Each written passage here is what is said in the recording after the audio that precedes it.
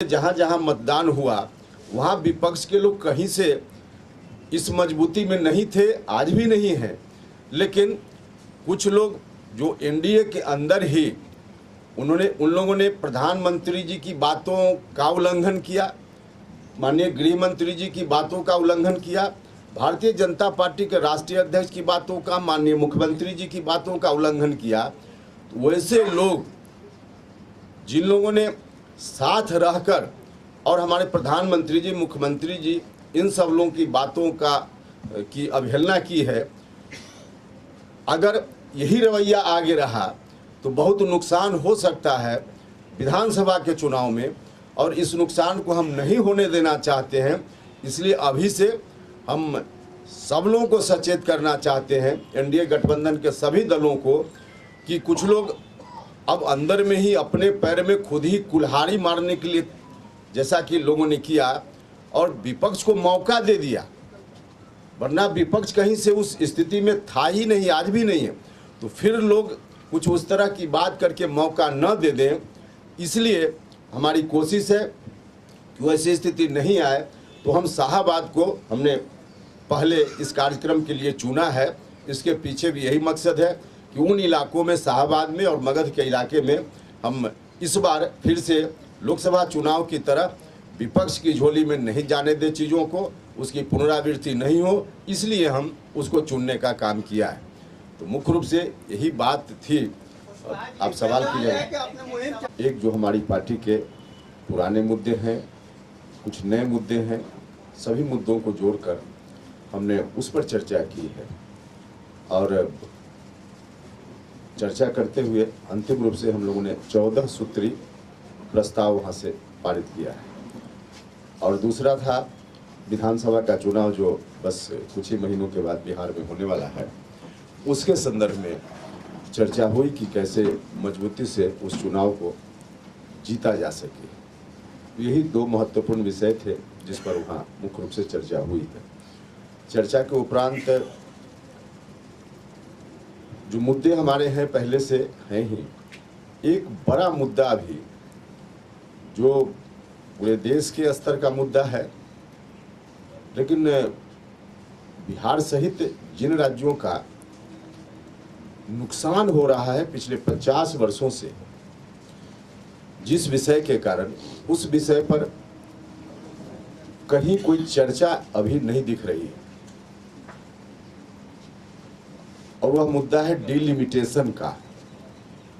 Delimitation act जो हमारे संविधान में शुरुआती दौर में दर्ज हुआ, उसके हिसाब से संविधान कहता है कि प्रत्येक 10 साल पे जनगणना और उसमें बढ़ी हुई आबादी के हिसाब से क्षेत्रों का निर्धारण, क्षेत्र मतलब लोकसभा या विभिन्न राज्यों में विधानसभा, उनका निर्धारण होना है, और फिर उसके हिसाब से उसका विकेंद्रीकरण भी, किस राज्य में कितनी संख्या लोकसभा क्षेत्रों की होगी या अलग अलग राज्यों में विधानसभा क्षेत्रों की होगी। शुरुआती दौर में 30 साल तक यह व्यवस्था चली संविधान के हिसाब से, 10-10 वर्ष पे करना था, तो हुआ 1971 तक।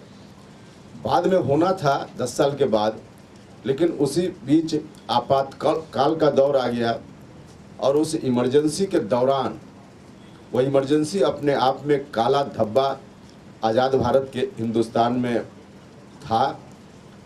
इमरजेंसी के बाद देश भर के लोग खड़ा हुए उस इमरजेंसी के विरोध में, उस तानाशाही के विरोध में, और फिर काला धब्बा को धीरे धीरे धोने का, हटाने का प्रयास किया गया। लेकिन आज भी एक ब्लैक स्पॉट हमारे संविधान पर, हमारे देश के प्रजातंत्र पर, जो इमरजेंसी के समय लाया गया था, उसका अभी भी अवशेष बरकरार है, जिसका नुकसान बिहार सहित कई राज्य हैं, उनका बहुत ही नुकसान हो रहा है। नुकसान इस रूप में हो रहा है कि 1971 में जो जनसंख्या देश की थी, हमारी थी, राज्य की थी, उसके आधार पे अंतिम बार क्षेत्रों का निर्धारण हुआ।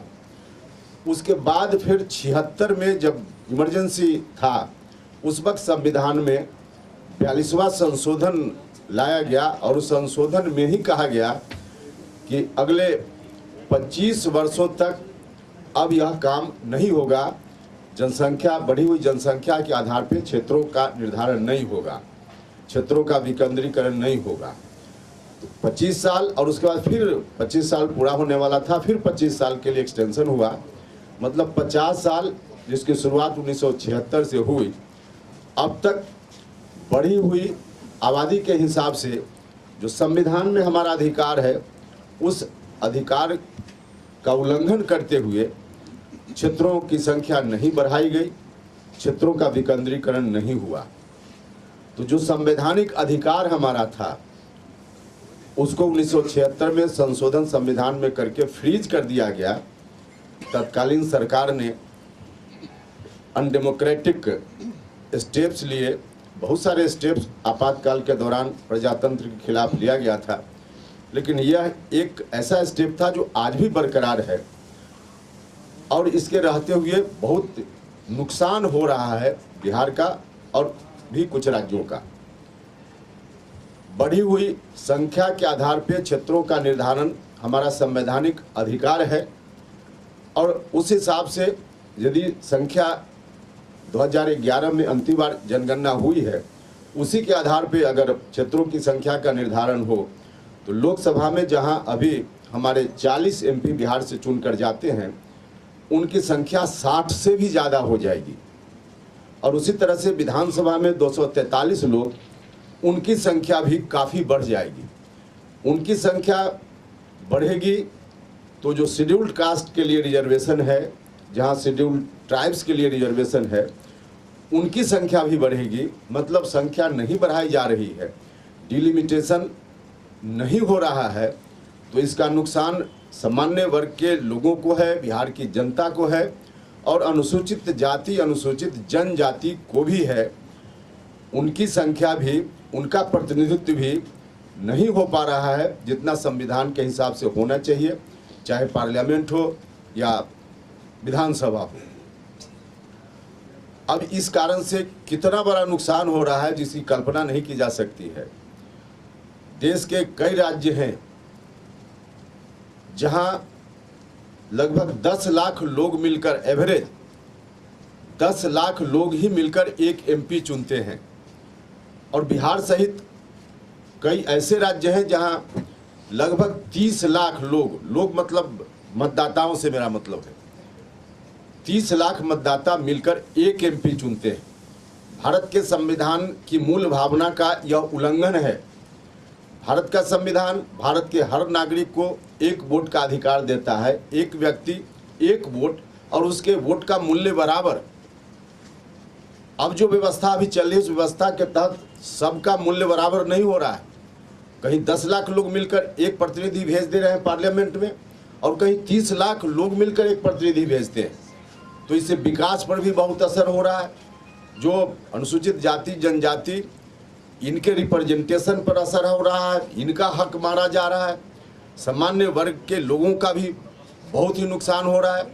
तो हमारी पार्टी ने वहाँ चर्चा की और चर्चा के उपरांत हमने तय किया है कि आपातकाल के इस काला धब्बा को समाप्त करने के लिए हमारी पार्टी किसी सीमा तक जाएगी। हर तरह से हम संघर्ष करेंगे और शुरुआत में हम चाहते हैं, क्योंकि यह विषय ऐसा है जिस विषय के बारे में बहुत लोग जानते नहीं हैं, क्योंकि 50 साल पहले तक हुआ, 1971 तक, 76 में बंद हो गया, तो 50 साल के बीच कभी चर्चा नहीं हुई।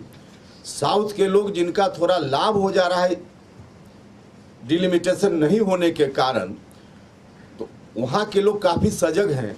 और पिछली बार जो सत्र चला लोकसभा का, लगभग हर दिन लोकसभा में वहाँ के लोग फिर से माहौल बनाने की कोशिश करते रहे, भारत सरकार पर दबाव बनाने के लिए। लोकसभा में और लोकसभा से बाहर भी उन राज्यों के कुछ नेताओं का लगातार बयान आ रहा है, लेकिन हम लोगों के इलाके में बिहार सहित कुछ राज्य जो प्रभावित हैं, ज़्यादातर राज्य प्रभावित हैं, वहाँ से कोई आवाज़ नहीं उठ रही है, क्योंकि ऐसा विषय है जिस पर 50 साल से चर्चा नहीं हुई। तो सामान्य तौर पे आम लोगों को जानकारी भी नहीं है कि क्या है। जिस जनता का इतना बड़ा नुकसान हो रहा है उसको पता ही नहीं है, उनको पता ही नहीं है कि आखिर क्या है। तो हमारा संवैधानिक अधिकार से हमको वंचित किया जा रहा है। हमारी पार्टी का निर्णय है कि पहले हम लोगों के बीच जाएंगे, लोगों को बताएंगे और इस विषय पर लोगों से समर्थन मांगेंगे, लोगों से ताकत मांगेंगे। और साउथ के कुछ लोग जो भारत सरकार पर दबाव बना रहे हैं उनको हम नाकाम करेंगे। बिहार और दूसरे अगल बगल के राज्य जिनका नुकसान हो रहा है, इनके साथ हो रहे अन्याय के खिलाफ हम लड़ेंगे और जनता के बीच हम जाएं। इस बात के लिए कुछ कार्यक्रम भी वहाँ शिविर में तय हुआ। कार्यक्रम है बिहार में कई जिलों को एक साथ मिलाकर के एक बड़ी रैली, अलग अलग जगह पर बड़ी रैली करेंगे। जनता की भागीदारी उसमें होगी और रैली की तैयारी के सिलसिले में जो हमारे साथी जाएंगे गांव-गांव में, वहाँ भी जनता को अवेयर करेंगे इस विषय से। रैली में लोगों को इकट्ठा करके वहाँ इस विषय पर चर्चा करेंगे और आप लोगों से भी आग्रह है कि आप सब लोग भी इस विषय को जन जन तक पहुँचाइए, क्योंकि बिहार का भारी नुकसान है।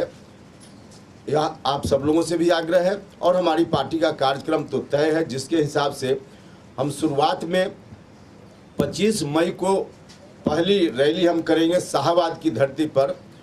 हमने इस कैंपेन को नाम दिया है संवैधानिक अधिकार परिसीमन सुधार, क्योंकि हमारा संवैधानिक अधिकार है, परिसीमन होना चाहिए, नहीं हो रहा है। तो संवैधानिक अधिकार परिसीमन सुधार यह हमारा कैंपेन का नाम है और 25 मई से हम शाहबाद से शुरू करेंगे। वहाँ संवैधानिक अधिकार परिसीमन सुधार महारैली करेंगे शाहबाद के विक्रमगंज, रोहतास जिला के विक्रमगंज में, जहाँ चारों जिला के शाहबाद के लोग होंगे। और फिर दूसरा हम करेंगे मुजफ्फरपुर में 8 जून को, मुजफ्फरपुर में 8 जून को कार्यक्रम हम करेंगे। एक आप कह सकते हैं कि शाहबाद से क्यों शुरुआत कर रहे हैं। शाहबाद से शुरुआत करने के पीछे भी हमारा ध्येय है कि क्योंकि विधानसभा का चुनाव सामने है।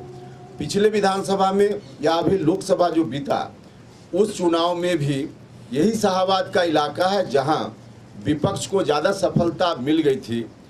और हम यूँ कहें कि विपक्ष को ज़्यादा सफलता मिल क्या गई थी, कुछ लोगों ने विपक्ष की झोली में जाकर लोकसभा की सीट डाल दी, इसलिए विपक्ष को लाभ वहां मिल गया था।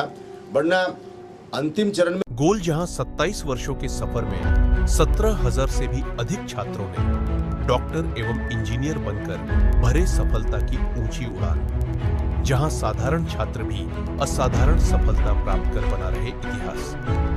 दूरदर्शी शिक्षाविद श्री विपिन सिंह के मार्गदर्शन में मेडिकल एवं इंजीनियरिंग के लाखों छात्रों के लिए आशा की किरण के रूप में गोल्ड रिजल्ट फैक्ट्री